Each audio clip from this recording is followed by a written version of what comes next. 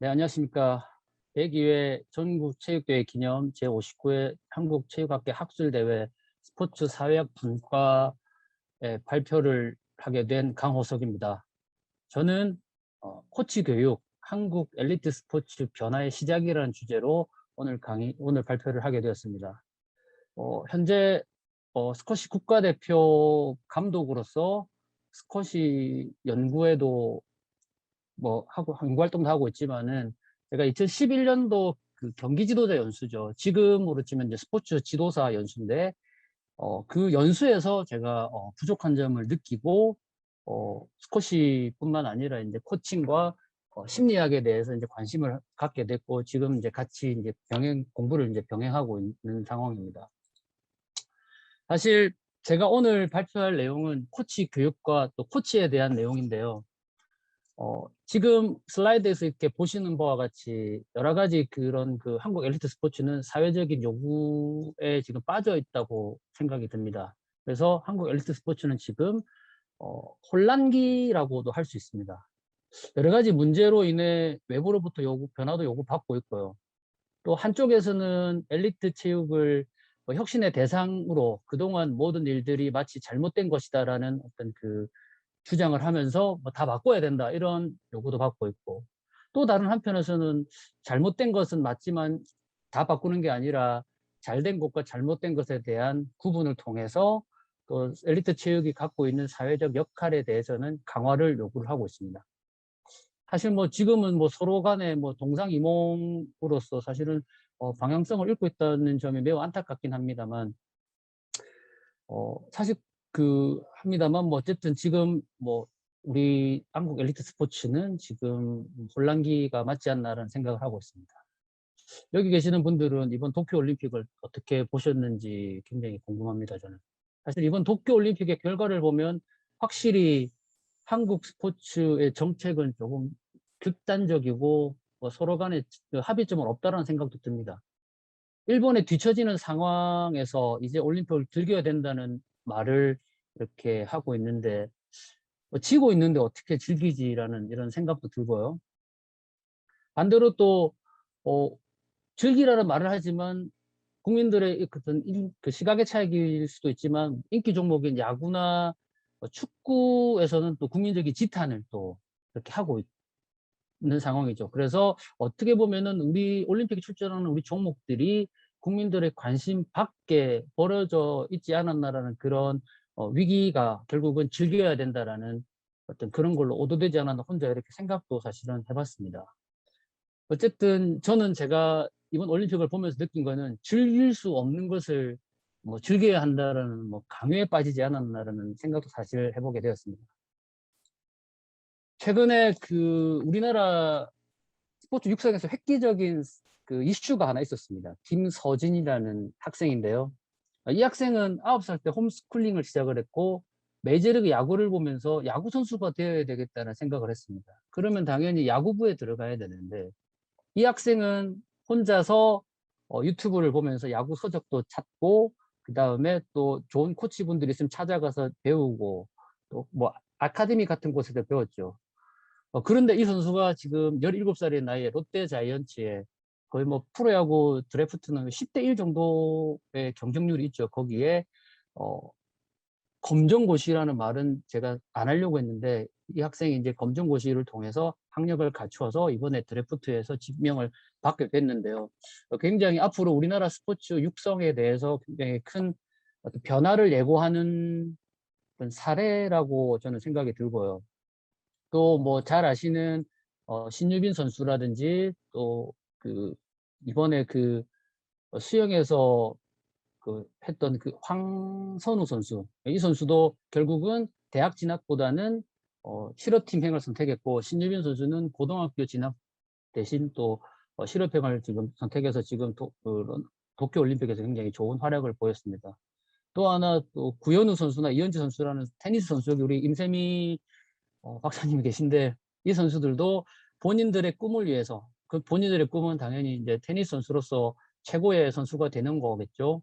물론 뭐 예전에 뭐 이런 이야기도 있더라고요. 1%밖에 되지 않는 그런 엘리트 스포츠에 너무 집중하는 것이 안 좋다라는 그런 이야기도 했지만 이 선수는 그럼에도 불구하고 그 1%가 되고자 하는 선택을 통해서 과감히 조기 유학을 이렇게 선택을 했습니다. 또 이번에 그 올림픽에서는 비인기 종목 선수들도 상당히 당당했었고요. 노메달을 딴 선수들도 상당히 당당했었습니다. 실제로 뭐 저 같은 경우에는 비인기 종목이 아니라 저희 스쿼시는 약간 제가 예전에 경기 지도자 연수에서 우리는 무관심 종목이다라는 이야기를 했었는데 어쨌든 되게 뭔가 주눅이 들어있었던 그런 세대라고 하면 이제는 본인이 하는 일에 대해서 굉장히 그 당당해졌다라는 이런 생각을 제가 했습니다. 그래서 이런 사례들을 보게 되면 지금 우리는 지금까지 경험하지 못한 제3의 새로운 성격을 가진 선수들을 맞이해야 된다라는 생각을 하게 되었습니다. 과연 그러면 우리는 그 제3의 선수들을 맞이할 준비가 되어 있을까라는 생각도 제가 했습니다.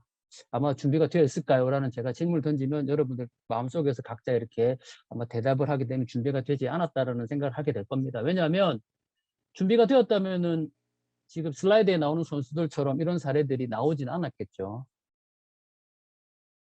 그래서 우리 모두가 이런 문제에 대해서 문제의식을 가져야 된다라는 생각을 하게 됩니다.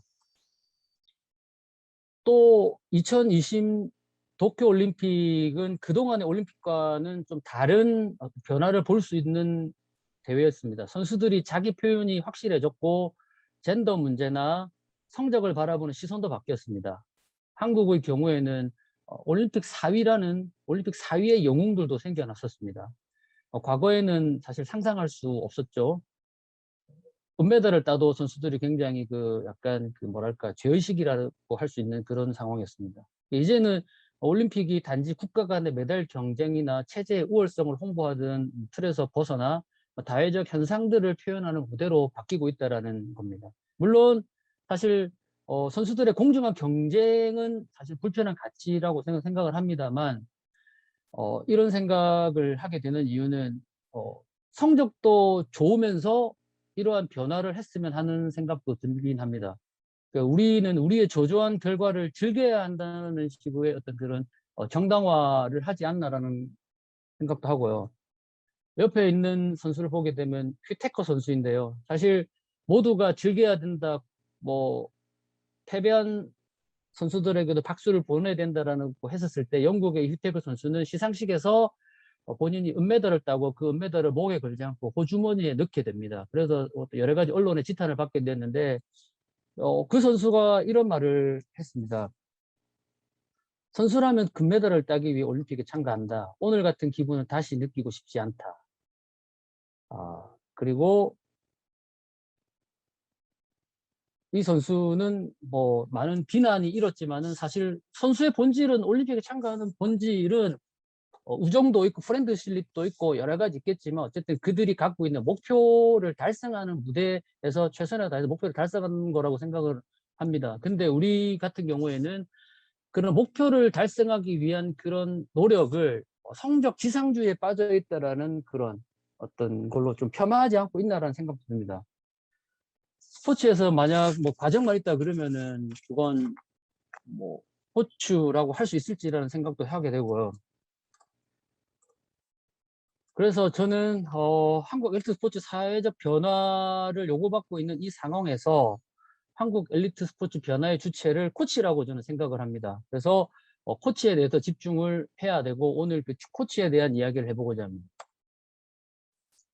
불편한 이야기입니다. 저는 코치를 두 가지 분류로 제 나름대로 이번 발표를 준비하면서 한번 나누어 봤습니다. 첫 번째는 이제 코치 1이라고 제가 썼는데요. 그 한국에서 우리가 그 사회적인 큰 문제도 일으켰고 지도자들에게 성찰을 요구했던 고 최숙현 선수를 죽음에 이르게 한 사건이 있었죠. 국민적 분노를 일으키게 했는데 이 죽음에 이르게 한 사람도 코치였습니다. 그러면 뭐 이런 현상들이 또 우리에게만 국한된 것인가? 아니죠. 외국에도 있습니다.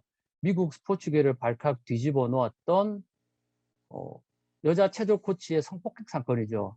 사실 그 도쿄올림픽에서 시몬 바일스 선수가 어떤 그 정서적인 문제와 심리적인 문제로 6관왕을 사실 기대했지만 포기를 하고 마지막에 이제 동메달을 이렇게 따게 됐는데요. 이 시몬 바일스 선수는 제가 체조 지도자들한테 물어보면 그냥 다른 세계에 있는 선수라고 하더라고요. 그냥 이 선수는 그냥 AI 같을 정도로 굉장히 역사상 가장 완벽한 선수인데 이런 선수가 과거에 그러한 어떤 그 코치로서의 폭행으로 인해서 결국 가장 큰 무대에서 포기를 하게 된 상황이죠. 사실 우리가 이제 알게 있는 거는 코치 폭력이 뭐 우리나라에서만 있는 문제들로 굉장히 집중이 되어 있고 외국은 마치 그렇지 않다라는 시각들이 상당히 많았었습니다. 그래서 한국 엘리트 스포츠는 뭐 선진국이 못 되는 거 뭐 이런 이야기도 했었고요. 근데 사실 그렇지는 않습니다. 소위 말하는 스포츠 선진국에서도 있습니다. 뭐 영국이나 미국도 고질적인 체육 폭력을 있습니다. 뭐 우리나라 문제만 아닌 것 같이 보여. 스포츠계를 뭐 혁신의 대상을 요구하는 출발도 사실은 뭐 코치로서 이루어졌습니다. 그래서 이러한 문제의 출발이 코치인데도 불구하고 우리가 이 문제에 대해서 집중하지 못했다라는 것입니다. 그래서 우리가 이러한 점들이 우리가 코치에 집중을 해야 되는 이유가 되지 않을까 생각을 합니다. 그러면 코치 1에 대한 그러한 사례만 있느냐? 그렇진 않죠. 그러니까 두 번째는 코치 2입니다. 이 선수 되게 잘 아실 겁니다. 도쿄올림픽에서 도마에서 금메달을 딴 신재환 선수입니다. 신재환 선수는 코치의 전문성이 이 선수의 금메달을 만들어낸 것일 수도 있습니다. 물론 전제 조건은 선수의 노력이 절대적임을 저는 부정하지 않습니다. 절대적이었다라는 말씀을 먼저 드리겠습니다. 사실 하나의 에피소드를 보게 되면 신재환 선수를 국가대표 추천할 때 반대 의견이 되게 많았다고 합니다. 뭐 여러 가지 요소가 있었겠죠. 근데 그러나 이렇게 그 신재환 선수를 추천한 국가대표 신영욱 감독은 그 반대를 하는 분들을 설득하기 위해서 자신만의 그 분석 틀을 이용해서 객관적으로 자료를 만들어서 주위의 그런 분들을 설득을 했고 신재환 선수를 2017년도에 국가대표로 발탁을 했다고 이렇게 하더라고요.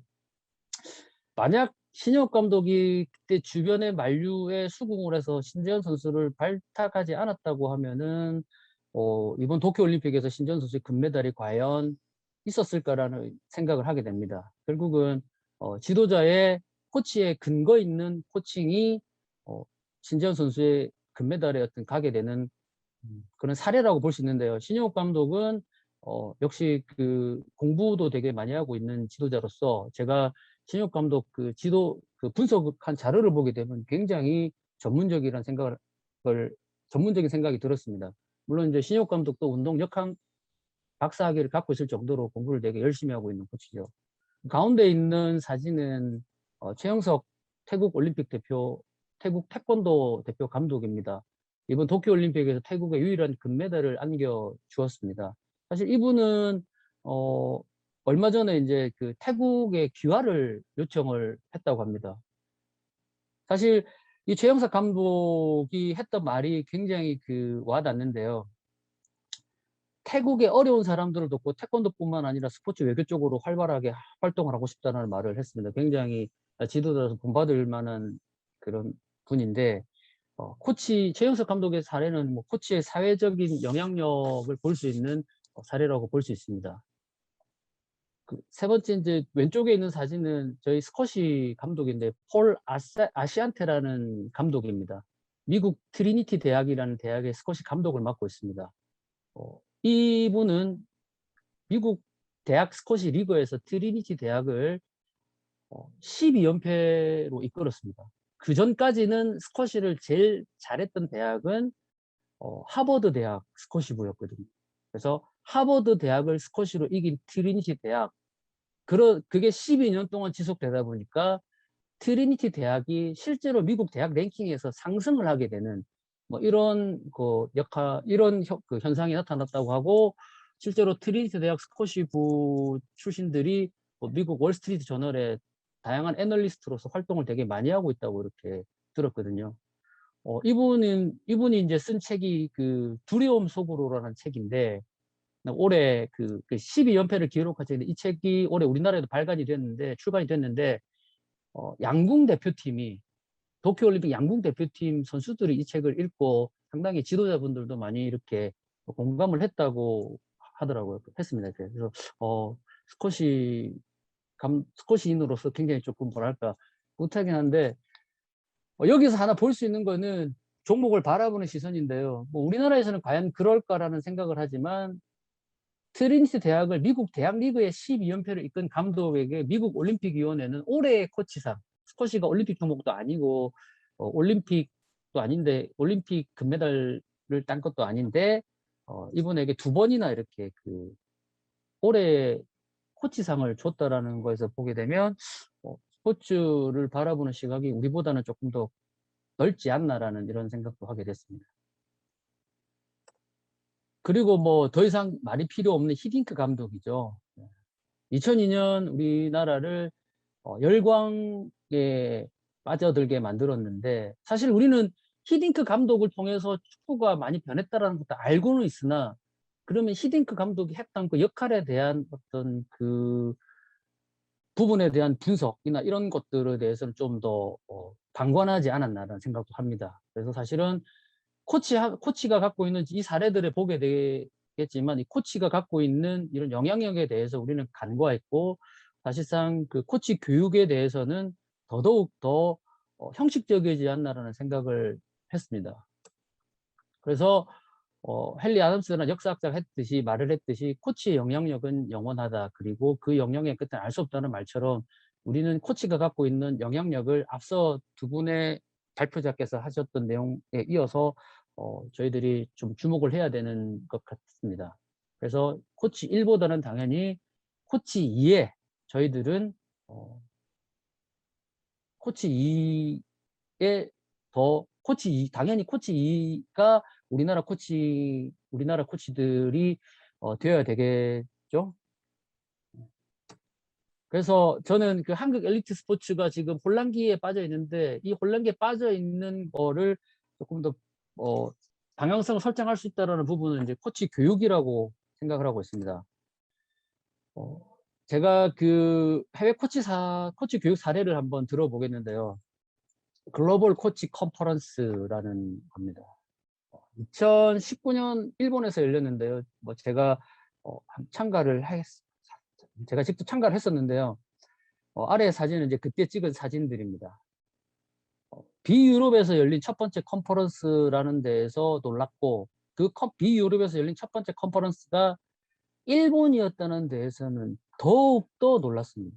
그래서 사실 일본은 이번에 도쿄올림픽에서 좋은 성적을 냈는데, 그게 과연 홈 어드밴티지였나라는 생각을 사람들은 많이 하게 되지만, 사실 내면에서 들어보게 되면 저는 2019년도 이 컨퍼런스를 가서 보면서 일본이 굉장히 스포츠 선진국으로서 도쿄올림픽에서 당연히 좋은 성적을 내겠다는 생각을 했습니다. 물론 뭐 저희 체육인들이 일본이 정부가 많은 지원을 했다라고 생각을 하지만, 그 지원 안에는 이런 디테일한 코치 교육에 집중을 했고 꾸준히 했던 그 일본 체육계나 일본 정부의 노력이었지 않았나 이런 생각을 했습니다.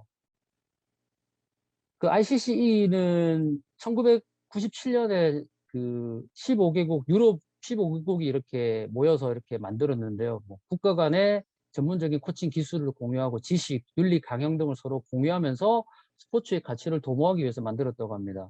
2년 주기로 개최되는 이 글로벌 코치 컨퍼런스는 코치들이 이렇게 주로 이렇게 자신들의 사례를 이렇게 발표하는 컨퍼런스였습니다. 이렇게. 올해는 이제 13번째로, 작년에 원래 열렸어야 되는데 코로나로 인해서 올해는 이제 포르투갈에서 열린다고 합니다.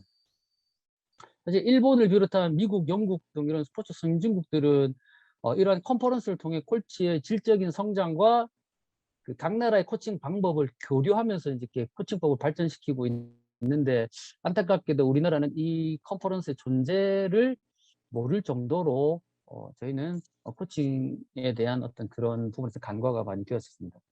카테고리 A와 B가 있는데요. 카테고리 A는 이제 뭐 국가의 뭐 대표나 뭐 KOC 같은 거죠. 그래서 뭐 그 UK 스포츠나 USOC 같은 그 미국 올림픽 위원회 같은 그 단체들이 들어가 있고, 또 세계 연맹들이 들어가 있습니다. 우리나라는 당연히 그 카테고리 A에는 KOC라든지 또 우리나라 코치 교육을 담당하고 있는 국민체육진흥공단은 전혀 가입이 되어 있지 않습니다. 매우 안타깝죠.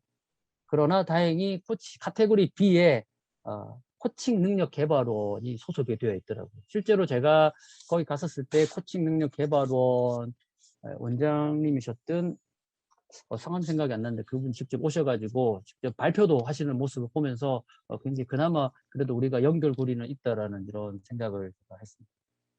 사실 이 컨퍼런스를 참가를 하면서 제가 제 지금 발음을 들어서 아시겠지만 제가 영어에 그렇게 자유롭지 못합니다. 그래서 제가 경북대 황승현 교수에게 SOS를 쳐서 황승현 교수와 그 다음에 지금은 이제 캐나다 유도 국가대표 감독으로 간 그 당시에는 이제 코치였는데 안정환 코치, 또 안정환 코치는 또 일본에서 그 생활을 했기 때문에 일어도 되게 통해서 이제 그분들의 도움을 받아서 이제 이 학회 이 컨퍼런스를 참가했었는데 제가 이 컨퍼런스를 보면 느낀 점은 역시 이제 또 코치들의 습성인 비교 분석이죠. 우리나라 지도자 교육과 비교 분석을 나름대로 또 해보고 제가 앞서 언급한 2011년도 경기 지도자 연수장 한 7개월인가 8개월 받았죠. 매주 토요일 연수와 이렇게 비교도 해봤습니다. 그리고 한국에 와서 우리나라 코치 교육은 과연 그러면 2011년도와 얼마나 바뀌었을까라는 생각을 했는데 오히려 저는 약간 퇴보하지 않았나라는 이런 생각을 했습니다. 그래서 역시 우리나라는 거칠에만 좋구나. 플랫폼만 좋고 그 내용은 굉장히 발전이 없었고 그냥 한국 사회의 전통적인 경로지향적인 경로의존적 새로운 건 없고 했던 거 답습만 한다라는 안타까움이 들었습니다. 사실 그 코치 컨퍼런스를 보면서 주도적인 역할을 하는 건 앞서 그 김윤진 박사님께서 말씀하신 캐나다하고 영국 사례인데 특히 이제 캐나다 사례가 캐나다 코치들이 굉장히 활발한 발표를 하더라고요. 그래서 이제 물론 이제 캐나다 코치 협회 앞서에 이제 언급했던 그 황승현 박사하고 사진하신 그 여성분이 이제 그 캐나다 코치 협회 CEO인 로레인 라프레니어라는 분이거든요. 이분하고도 잘 소통을 했지만 사실 그 이후에는 소통이 끊겼습니다. 한국에 들어와서 좀 더 소통을 하려고 했으나 여러 가지 상황에 소통을 못했고요. 물론 이제 그분의 연락처를 갖고 있기 때문에 앞으로 다시 이제 재시도를 한번 해볼 생각. 사실 이 하이 퍼포먼스 코치 디벨로퍼먼트 이 자료는 캐나다 수영 감독이 직접 발표한 내용이거든요. 보게 되면은 뭐 클럽 코치, 넥스트 제너레이션 코치, HP 포디움 코치 이렇게 나눠져 있습니다. 우리나라랑 똑같죠. 우리나라도 뭐 1급 코치, 2급 코치, 3급 코치. 그런데 우리나라의 교육은 이 포멀 에듀케이션에 맞춰져 있다고 저는 생각을 합니다. 사실 1급, 2급, 3급은 나눠놨으나 교육의 내용은 똑같다. 굉장히 안타깝지만 그러나 이 캐나다 수영 연맹의 그런 코치 교육 프로그램을 보게 되면 이렇게 잘 나누어지고 세분화되어 있습니다. 그래서 클럽 코치에서는 뭐 대학 교육 정도의 수준에서 이렇게 클럽 코치를 한다고 하면 그 다음에는 굉장히 전문성 있는 것들을 만든다고. 제가 가장 저한테 와닿았던 거는 그 코치가 이런 말을 했습니다. 하이 퍼포먼스 코치에게 가장 중요한 능력은 전문가를 활용하는 능력이다. 사실 우리나라는 지금 아까 임세미 박사님도 말씀하셨지만 전문가와 현장에 있는 실천가들이 저는 오늘 실천가라는 말을 처음 들었는데 실천가들이 서로 불신하고 단절하고 있죠. 근데 이 캐나다 수영 감독의 발표에서는 이 전문가를 활용하는 능력이 이 하이 퍼포먼스 코치의 첫 번째 역할이다. 반대로 제가 생각을 해보니까 우리나라는 과연 그럼 어떨까라는 생각을 해보니까 우리나라는 코치에게 심리학자가 되게 하고 역학자가 되게 하고 인권 전문가가 되게 하고 트레이닝 전문가가 되게 하고 도대체 그러면 스쿼시 연구는 언제 해야 되는지라는 생각도 하게 되는데요. 그러니까 굉장히 우리는 너무 이론 중심으로서 그들에게 그런 이론을 좀 너무 이렇게 강요하지 않았나라는 생각도 하게 됩니다. 분명히 한 번쯤은 논의가 되어야 될 부분이라고 생각을 합니다. 캐나다 코치 교육, 그래서 이제 한국에 들어와서 캐나다 코치 교육이 어떻는가를 굉장히 제가 이제 궁금해서 그렇게 이제 나름 이렇게 좀 알아봤습니다. 혼자서. 영어가 자유롭지도 않은데도 불구하고 무모한 도전을 제가 했었습니다. 그래서 뭐 이렇게 5가지 중점적으로 NCCP 이제 내셔널 코칭 서티피케이션 프로그램이라 그래서 5가지 크게 중요한 분야를 다루더라고요. 그래서 뭐 첫 번째 같은 경우에는 problem solving이고, 두 번째는 valuing, 세 번째는 뭐 critical thinking, 또 네 번째는 interacting, 다섯 번째는 reading인데, 사실 저는 이 문제 해결 능력도 좋고 여러 가지 다 좋지만은 이 상호작용이라는 단어에 굉장히 주목을 했었습니다. 실제로 제가 이제 그 올 초에 모 대학 교수 두 분과 이렇게 토론을 하면서 제가 들었던 정보 중에 하나가, IOC에서 일본하고 우리나라하고 수영이 왜 이렇게 체격은 비슷하고 문화도 똑같은데 일본은 수영을 되게 잘하고 우리나라는 수영에 출전하는 것조차 힘들까라는 그 키워드 중에 하나는 서로 간의 그 정보에 대한 공유가 되지 않는다라는 부분이 있었는데, 실제로 그런 것 같더라고요. 한국 곰곰이 생각을 해보니까. 근데 그런 분야에 대해서 우리는 우리나라 지도자 교육에서는 빠져 있었다라는 생각을 했었습니다. 그래서 그런 부분들이 굉장히 좀 안타까운 부분이고, 앞으로 또 보완이 되어야 될 부분이고, 또 하나는 이렇게 뭐 비판적 사고도 되게 중요합니다. 우리는 비판하면 큰일 납니다. 이렇게 지도자들끼리 비판했다가는 서로 굉장히 뭐 무섭죠. 그러나 비판적 사고에서 우리는 조금 더 자유로워져야 되지 않을까 생각하고, 저는 여기에 하나를 더 붙인다면, 만약 제가 이 우리나라 뭐 그럴 일은 없겠지만 이런 코칭 교육에 대해서 어떤 역할을 하게 된다면, 저는 지도자의 반성적 사고를 하나 추구하고 싶습니다. 우리나라 지도자분들께서 조금은 이제 불편하실 겁니다. 그러나 이런 반성적 사고에 대해서는 한 번쯤 고민해야 되지 않았나. 앞서 언급한 그런 사회적 문제, 우리나라에서 발생 문제들은 이런 그 반성적 사고력이 부족해서 발생되었다라는 생각을 제가 했었습니다.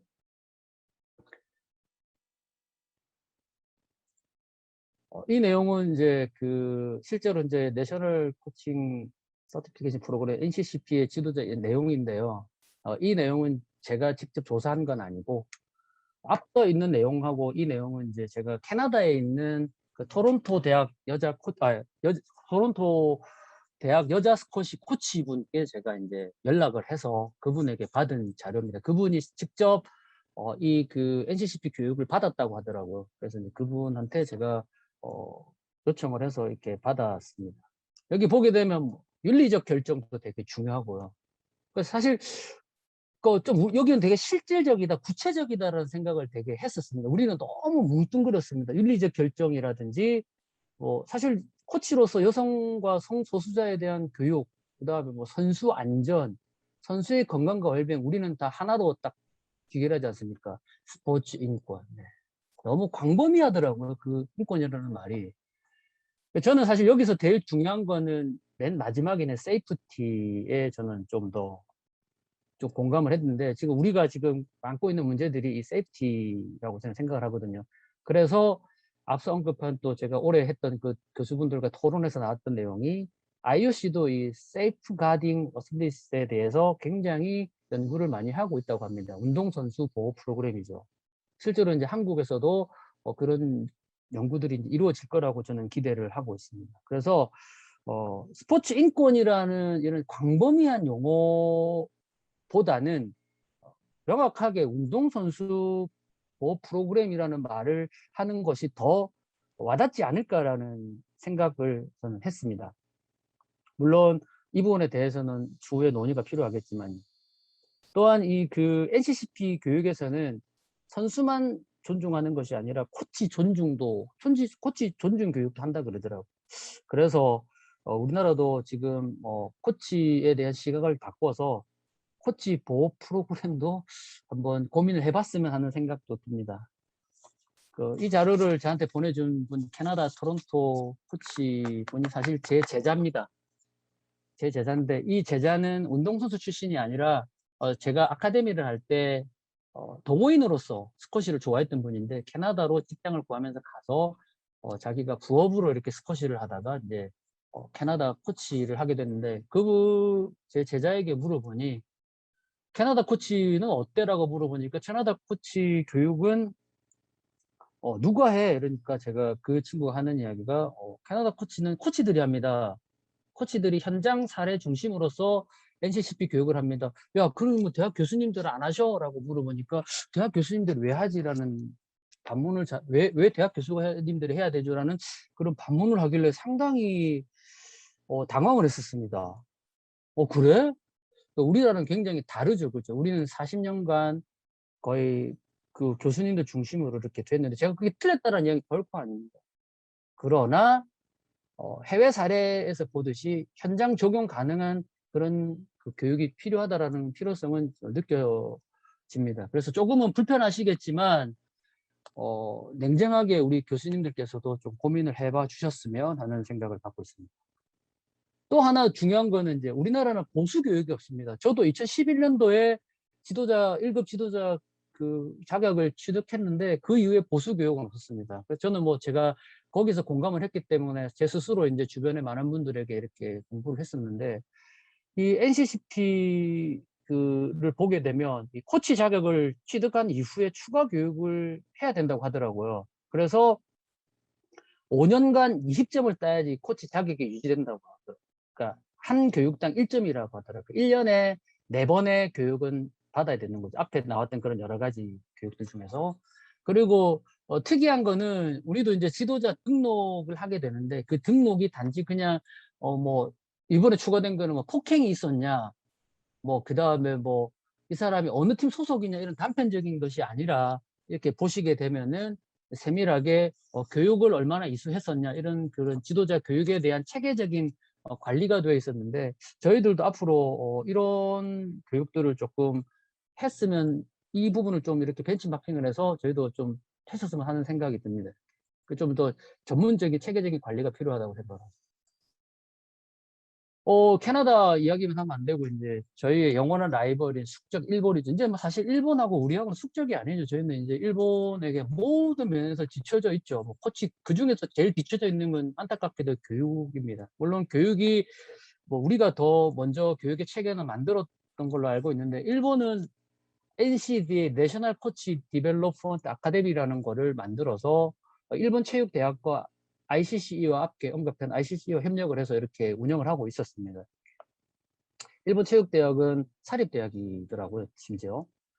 여기는 코치 교육의 주체는 그 코치 디벨로퍼를 육성하는데 사실은 더 큰 목적을 갖고 있었습니다. 그래서 코치 디벨로퍼를 육성하고 일본 주도의 어떤 그 코치 디벨로퍼 네트워크를 구축하는, 그러니까 사실 이걸 보면서 일본 사람들이 굉장히 치밀하다는 생각을 했고, 사실 이런 생각도 해봤습니다. 이렇게 일본에서 코치 디벨로퍼 교육을 받은 사람들이 그 나라에 돌아가서 일본의 스포츠 우수성을 알리고 일본 스포츠 코칭을 알리고 또 심지어 일본 브랜드의 스포츠 용품을 선택하지 않을까. 역시 일본이 갖고 있는 그런 치밀성에 다시 한번 놀랬고, 또 안타깝게도 우리는 이러한 부분에 대해서는 너무나도 뒤쳐져 있지 않았나 하는 생각. 항상 오늘 제가 하는 말 중에 간과했다는 이야기를 상당히 많이 하고 있는데요. 그만큼 우리가 코치 교육에 대해서 중요성, 사회적 영향력에 대해서는 확대 재생산하지 않았다는 생각을 합니다.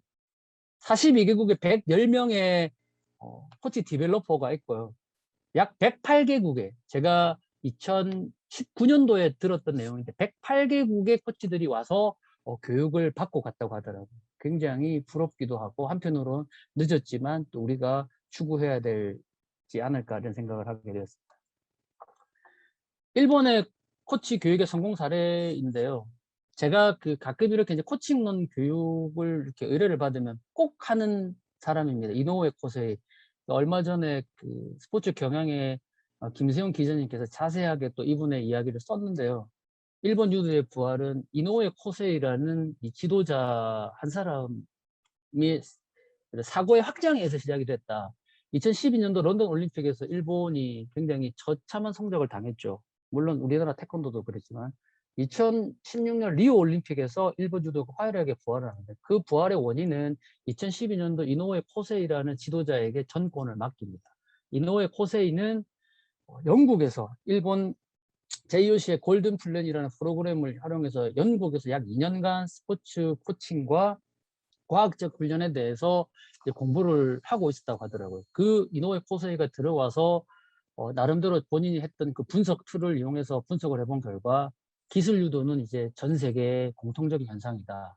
결국 일본 유도가 런던 올림픽에서 실패했던 이유는 힘이 좋은 유럽 선수들이 일본의 기술 유도를 접했기 때문에 이거 안 됐다. 그래서 반대로 우리는 그러면 기술력이 좋기 때문에 힘을 길러야 된다라는 생각을 합니다. 그래서 유도 중학교 때까지 유도 선수를 했던 전 일본 보디빌딩 챔피언을 코칭 스태프로 제일 먼저 이렇게 해서 누구에게도 지지 않는 강인한 체력을 이렇게 만들었다고 합니다. 물론 뭐 그 이외에 뭐 주짓수나 삼보 같은 뭐 그 종목들과 또 이렇게 회복 훈련도 했지만 사실 저는 그 이노우에 코세이 감독의 그 경험 밖의 사고의 확장이 만든 이 성공 사례는 굉장히 크다고 저는 의미하는 바가 굉장히 크다고 생각을 합니다. 경험 안의 사고는 지도자의 경험 안의 사고는 뭐 노하우이기도 하죠. 그래서 어쨌든 이런 사고의 확장을 통해서 이노에 코세이가 일본 주도를 부활시켰고 지금은 2021년 도쿄올림픽에서는 뭐 금메달 9개라는 뭐 말도 안 되는 성적을 했었죠. 거의 싹쓸이라고 볼 수 있습니다. 이러한 절대적인 성적을 만들었는데 이노에 코세이는 훈련을 할 때에는 굉장히 수직적이라고 합니다. 그러나 훈련이 끝남과 동시에 선수들에게 모든 터치를 하지 않는다고 합니다. 선수들은 오로지 훈련을 할 때 최대한 집중을 하고 그 이외에 대해서는 선수들이 자유시간에 뭐 쉬든 뭘 하든 전혀 관여하지 않는 그런 수평적 마인드를 적용했다고 합니다. 저는 이노에 코세이에 대해서 항상 이야기를 하면서 지도자의 사고의 확장이 굉장히 중요하다라는 말을 합니다. 그리고 스포츠 코치 교육이 왜 중요한지를 이노우에 코세이의 사례를 통해서 알 수 있습니다. 그래서 한국 코치 교육은 조금은 이제 이러한 불편한 진실을 좀 바뀌어줘야 되지 않나라는 생각을 합니다. 그래서 형식적인 코치 수준별 교육 체계, 뭐 사실 우리나라 코치 교육에 안타깝게도 지금 뭐 코치 교육을 담당하는 기관과 담당자분들께서는 또 한번 말씀드리지만 다소 불편할 수 있습니다. 제 이야기가. 그러나 현장에 있는 지도자들이 저에게 하는 이야기는 형님, 죄송합니다. 사투리를 써서. 형님, 지도자 교육은 줌 지옥입니다라는 이야기를 제가 들었습니다. 줌 지옥. 굉장히 이거는 의미하는 바가 되게 큽니다. 줌 지옥. 다시 한번 말씀드리면 교육 담당자분들과 기관께서는 불편하시더라도 이해해 주시기 바라겠습니다. 실제로 코치 교육을 받고 있는 사람이 저한테 한 이야기인데요. 심지어 이런 이야기가 있습니다. 빨리 클릭하고 버티면 주는 자격증이다. 국가에서 주는 자격증이. 이 말은 무슨 말이냐고 하면 1급 전문 스포츠 지도사 특별과정 모집은 안타깝게도 선착순으로 뽑는다고 합니다. 네, 정말 충격적이라고 볼 수 있습니다. 되게 중요한데도 불구하고.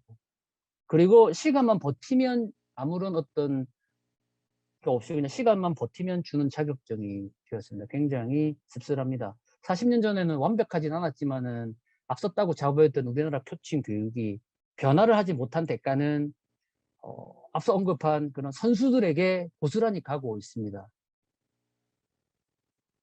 심각한 상황이죠. 이 형식적인 수준별 교육 체계와 교육 내용, 또 뭐 단순한 지식 전달 이런 것들, 그래서 이런 포멀한 저희 어떤 그 교육 과정이 좀 변화를 빨리 이루어져야 되지 않을까라고 생각을 합니다.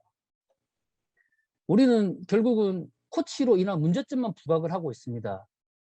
이제는 코치 교육에 대한 전문성을 간과해서 이제는 주목을 해야 되지 않나라는 생각을 합니다. 결과 중심에서 과정으로 가야 되겠죠.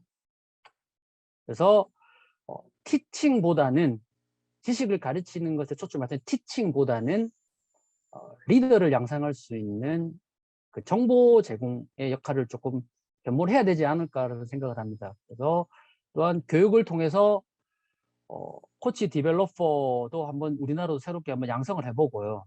또 전문성 확보도 교육을 통해서 이루어지지 않을 생각합니다.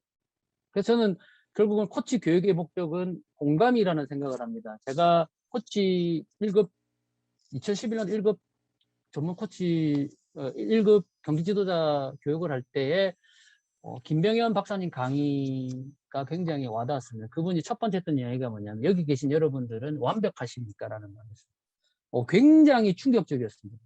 전 제가 그 당시에 저희 선수들 가르칠 때 제가 갖고 있는 이론이 완벽하다는 착각에 빠져가지고 선수들을 뭐 임세미 박사님 사례에서 나왔지만 저도 그렇게 완벽하게 강요를 하지 않았나라는 생각을 하면서 제가 첫 번째로 했던 거는 그 강의 듣고 난 이후에 저희 같이 아카데미 있는 선수들을 모아서 그 고3인 선수가 있었는데 이 선수가 항상 2등을 했었거든요.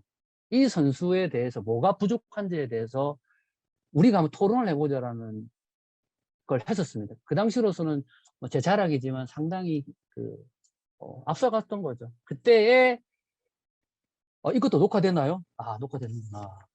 제 자랑이라는 말은 빼줄 수는 없죠. 그래서 그때 저희 그 선수들, 일반부 선수들과 이렇게 회의를 해서 그 선수의 약점을 들었는데, 보완점을 들었는데, 제가 생각하지 못했던 것들, 역시 내가 완벽하지 않았구나라는 생각을 했고, 그걸 느끼면서 제가 이제 공부를 하게 됐는데, 그래서 그 교육에서 제가 느꼈던 부분은 다른 거 없습니다. 공감을 이루었다라는 그 한마디가 저한테는 굉장히 제가 공부를 하게 됐던 거기 때문에 우리나라 지금 교육이 과연 지도자로 하여금 공감을 일으키는 교육인가에 대해서 한번 되묻고 싶습니다. 두 번째는 앞서 말씀드렸던 이노우의 코세이의 사례처럼 사고의 확장을 이루어야 된다고 생각을 합니다. 저희가 지금 아까 이제 제3의 선수, 이제 MZ 세대죠. 이제 코치는 자신의 경험 안에 사고 노하우만 가지고 선수들을 코칭하는 시대는 이제 지나고 있습니다. 결국은 MZ세대, 이 제3의 선수를 코칭하기 위해서는 근거 있는 코칭과 전문가 활용을 통한 경험 밖의 사고에 집중을 해야 됩니다. 이 경험 밖의 사고는 지도자의 노력도 있겠지만 앞서 언급한 우리나라 코칭 교육이 제공해야 된다고 생각을 합니다. 지금 한국 엘리트 스포츠는 저 개인적인 생각이지만 응급 상황이라고 생각합니다. 곧 이제 산소호흡기를 뗄까 말까에 대한 위급한 상황입니다. 지금부터라도 그 학계에 계시는 분들과 코치분들이 서로 불신과 네가 낫네, 내가 낫네 이런 불필요한 논의하지 말고 서로 이렇게 존중하면서 한국 스포츠 코칭 교육을 위한 구체적인 논의를 하고 시작을 해야 되지 않을까라는 생각을 합니다. 꼭 필요합니다. 서로 간의 반목이 아니라 존중을 통해서 이런 협의체가 좀 구성이 되었으면 합니다. 사실 이번 발표를 준비하면서 전국체육대회를 제가 현장의 감독으로서 참관을 해봤지만 이렇게 또 현장의 이야기를 이런 학술 무대에서 발표를 하면서 참가하게 된 특별한 경험을 하게 됐습니다. 이 발표를 준비하면서 저도 제 자신에 대해서 한번 되돌아봤고요. 또 한편으로는 조금 더 우리가 이런 그 문제의식에 대해서 코치 교육에 대해서 공감대를 이뤘으면 하는 바람에 이 발표를 준비했습니다. 이런 특별한 경험을 하게 해주신 스포츠 사회학회 우리 권순영 회장님께 일단 감사를 드립니다. 또한 저의 지극히 개인적인 의견을 이렇게 집중해서 경청해 주신 모든 분들께 감사드립니다. 감사합니다.